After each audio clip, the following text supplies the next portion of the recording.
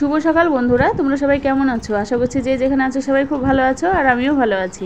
তো আজকে সকাল থেকে প্রচণ্ড পরিমাণে বৃষ্টি পড়ছিল। তো বৃষ্টি পড়া দেখে মেয়েকে বললাম যে স্কুল যেতে হবে না। তো তারপরে হালকা হালকা বৃষ্টি দিতে লাগলো, মানে বৃষ্টিটা একটু ছেড়ে গিয়েছিল, তারপরে হালকা হালকা পড়তে লাগলো ঝিরঝির করে। তো ও বললো যে স্কুল যাব। তোর বান্ধবীদেরকে সব ফোন টোন করলো, তো সবাই যেতে চাইলো। তো সেই জন্য দেখো টুকটুকিতে তুলতে যাচ্ছি। তো আজ হচ্ছে বৃহস্পতিবার। তো দেখো বাড়িতে এসে স্নান টান করে পুজো আমি এদিকে কমপ্লিট করে নিলাম। এখনও কিন্তু ঝিরঝির করে বৃষ্টি পড়ছে। তো আমার এদিকে পুজো কমপ্লিট। তো সকালে প্রচণ্ড পরিমাণে খিদে পেয়ে গিয়েছিলো। তো দেখো আম নিয়ে বসে পড়েছি খেতে। তো একটু আম খাবো আর তার সাথে একটু মুড়িও খেয়ে নেবো।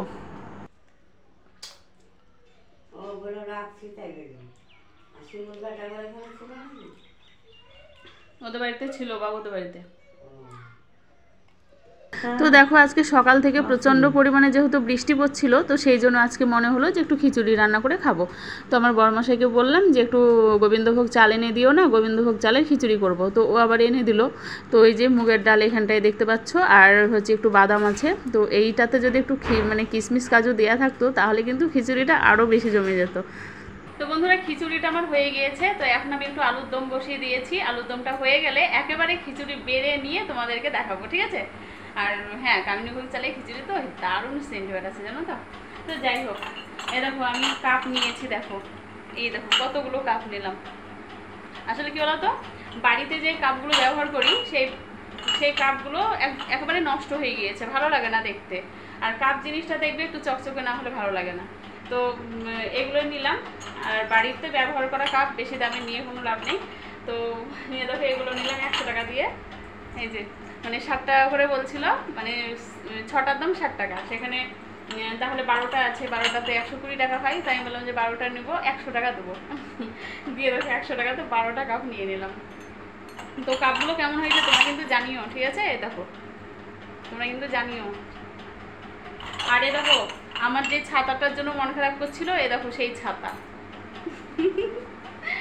ভীষণ মন খারাপ করছিল। এ দেখো মানে যেখানে ফেলে এসেছিলাম তারা যত্ন করে রেখে দিয়েছিল ছাতাটা। তো দেখো আমার এদিকে খিচুড়ি রান্না করা কমপ্লিট হয়ে গিয়েছে। আর খিচুড়ির কালারটাও যেমন সুন্দর হয়েছে, খেতেও কিন্তু খুব সুন্দর হয়েছে, জানো তো। আর তো এই যে আলুর দম আর খিচুড়ি, আর পাঁপড় ভাজবো মনে করেছিলাম, তো পাঁপড়টা ভাজা হয়নি। আর বাদাম ভেজেছিলাম, কিন্তু বাদাম ভাজাটা তোমাদেরকে দেখাতে আমি ভুলে গিয়েছি। ওটার কথা আমার একদমই খেয়াল ছিল না, তো সেই জন্য দেখানো হয়নি আর। তো খাওয়া দাওয়া সেরে দেখো এখন আমি একটু শুয়ে পড়েছি। আর হচ্ছে মাও শুয়ে আছে পাশে। আর তোমার হচ্ছে যে কি বলো তো, আজকে ইচ্ছা ছিল যে আজকে 3 জন একসাথে বসেই খাবো, কিন্তু কি হলো আজকে সবাইকে একা একাই খেতে হবে। আমি যেমন এখন একা খেলাম, আমার বর যখন কাজ থেকে আসবে তখনও একা খাবে, আমার মেয়ে স্কুল থেকে যখন আসবে তখনও একা খাবে, সবই একা একা। সকালবেলায় বৃষ্টি পড়া দেখে আমার বর বলছিল যে কাজ হবে না, তারপরে আবার পরে ফোন করলো যে কাজ হবে, তো চলে যেতে হলো। দিয়ে সবই মানে গন্ডগোল হয়ে গেল। তো যাই হোক, এখন প্রচণ্ড পরিমাণে একটু ঘুম চলে এসেছে, যেহেতু ধরো ভোরবেলায় ওঠা, তো একটু ঘুমিয়ে টুমিয়ে তারপরে আসছি।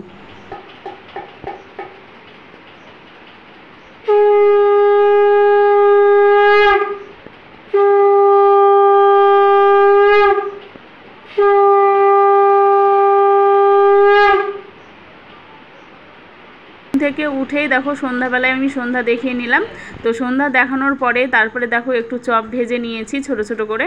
তো এই মায়ের জন্য লঙ্কা ছাড়া করলাম, মানে মা ঝাল খেতে পারবে না, আর আমাদের ঝাল দিয়েই বানিয়েছি।